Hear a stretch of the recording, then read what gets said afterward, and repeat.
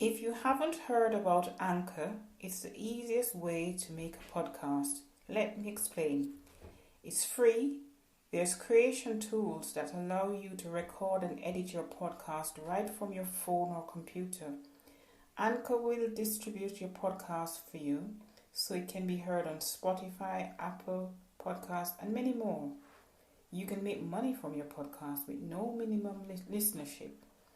It's everything you need to make a podcast in one place. Download the free Anchor app or go to anchor.fm to get started. Hello everyone, it's Nicole McIntosh here. Welcome to my podcast. Today we'll be talking about a quote from Maya Angelou, who says, "You can only become truly accomplished at something you love. Don't make money your goal. Instead, pursue the things you love doing and then do them so well that people can't take their eyes off you." Solid words of wisdom from Maya Angelou, the phenomenal Maya Angelou. So she says, you can only become accomplished at something you love. And not to make money your goal. Instead, pursue the things that you love. So when I'm asked, and I'm asked this quite often, we need some advice, need to get ahead and, what should I do? Help me. You have to strip it right back to basics and say, what do you love? What drives you? What's your passion? What do you love to do? What do you see yourself doing in 5, 10, 15, 20 years? Because the time goes by so fast. And when you found what you love to do, only then can you start thinking about being accomplished. But what does it mean to be accomplished? People say an accomplished piano player, world-renowned this, world-renowned that, highly acclaimed. But what does it all mean? Are they happy? I often ask myself.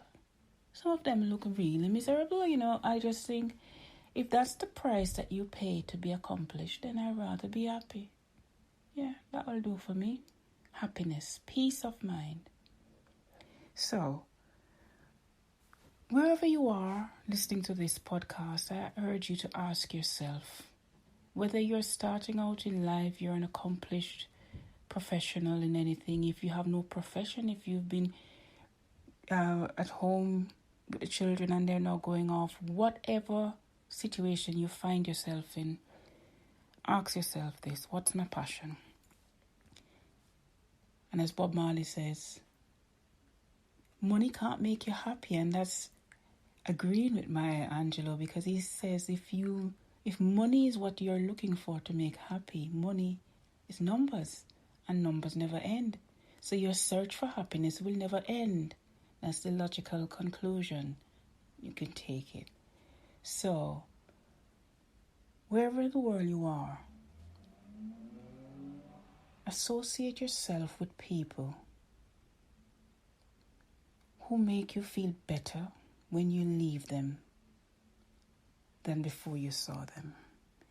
Do you know those people who 5 minutes in their company is like an hour with some other people? They are just inspirational.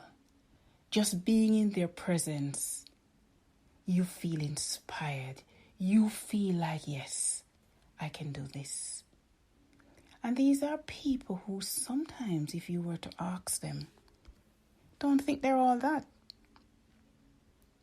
These are people who might even be riddled with self-doubt, but who've overcome, who found their passion and never lost sight of where they wanted to get to. And even if they did take some wrong turns on the way, this road of life, they were able, because they had such a strong foundation, to find their way back. They say if you don't know where you're going, any road will take you there. Think about it. If you don't know where you're going, you're just going to go anywhere. And it will take you there because you haven't got a clue where you're going. But it's important for us, as I said, to just associate with people who are dreamers, the people who don't accept the world as it is, the people who see that they, in their own little way, can inspire someone to be better than them, can inspire someone to not give up. These are the people that you need to find, whether it be face-to-face, on social media. Follow people, follow the thought leaders in your field. When you found your passion, follow them, interact with them. I absolutely love social media. And the main reason I love social media is because it flattens hierarchy. I get to speak to people who are thought leaders, inspirational people, who I don't have to go through their gatekeepers. Some of them are self-appointed gatekeepers who think, where you think you're going, you're not going to speak to X, you're not going to speak to Y. But with social media, all views are important. And if you're on social media and you feel your views are not important, change your circle. You're in the wrong circle. You should be able to express your views as long as you're not being disrespectful. So I would say, seek out people who inspire you, who scare you a bit, who challenge you, who tell you off, who say what you're playing at. Why haven't you done it yet? Have you made that call? Have you applied for that job? Have you applied for that course? Seek out those people. Those uncomfortable moments are growing pains. You know what I'm telling you? They are growing pains. Years to come, you will look back and think, thank God that person said that to me at the time, because I would never have done it. I'm like that. I'm an introvert. Yeah. If you know me, you'll know that I'm an introvert. I think a lot. So everything's going on in my head. They say the quietest people have the noisiest minds. And it's true. We just need to know that it's important to speak up as well. To be in the room. And someone told me recently about the 6-minute rule when you're in a meeting. I'm going to try it out. So in the first 6 minutes of a meeting, I need to contribute to let people know that I'm in the room, because I sometimes have a tendency to sit back and just think, oh yeah, I would have said that. Oh yeah, that sounds good, and then not contribute. Not because I'm not bright enough or smart enough or able to, but it's like that big mouth person over there who is the extrovert. Sorry, no offense intended. They've said it, so why do I need to say it? But I have to really surround myself with people who challenge me, as I say, and tell me off with love. You see, that thing about telling me off with love is very important. I'm very perceptive, so if you're telling me off to mock me, that won't go down well with me. Then I'll react. So I have to choose my company very, very carefully. I have to choose people who are not in competition. Competition is a thief of joy. Comparison, is a thief of joy. Comparing yourself to other people. When you are at chapter 1 and they are at chapter 11, ready to retire, and you start comparing yourself to them. What's that about? You need to compare like for like, apples with apples and pears with pears. And stop setting yourself up for disappointment, thinking that because people give this impression that their life is all better, a bit of roses, that it's actually that way. We all go through hard times. Some of us have gone through hard times from childhood, and it's like it won't ever end. And I get contacted by people from my childhood who tell me, that what I'm doing is inspiring them, and that it's really making them think that they can achieve and that they have some value. And that really touches my soul, because when I needed that, it wasn't always there. That bit of, yes, keep going, when I was very, very young. So a lot of what I did was self-motivated. I call it being stubborn, really. It's the maroon in me, those rebellious people that I am blessed to be a descendant of.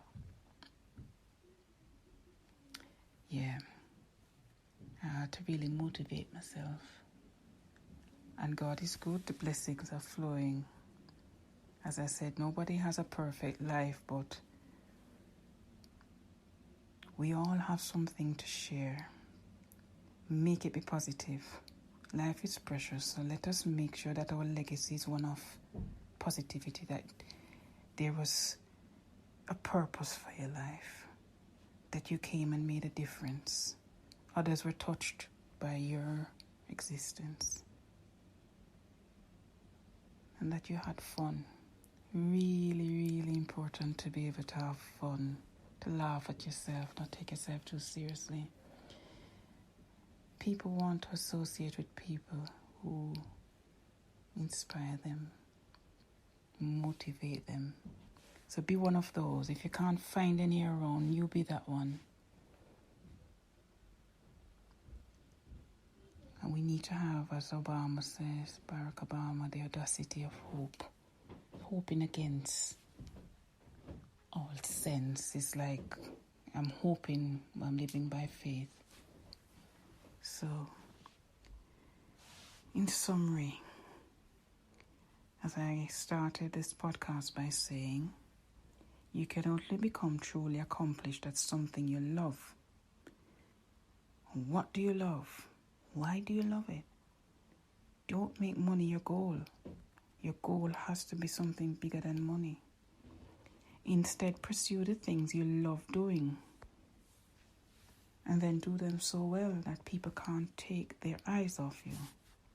In a non-arrogant kind of way. Do it so well that people can't take their eyes off you. You get opportunities coming at you. You don't need to be running after opportunities. They are coming to you.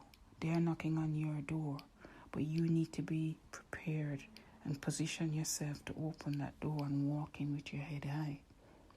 No point getting the opportunity if you are not able to maximize the opportunity for the benefit of yourself and others. So you have to be in a state of preparedness. You have to be politically astute. You have to be wise. Not knowledgeable all the time.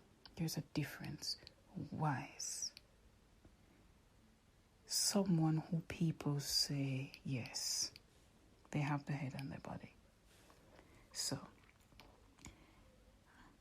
I invite you to follow this podcast. I'm going to see where it goes. Leave some feedback. Tell me what you think.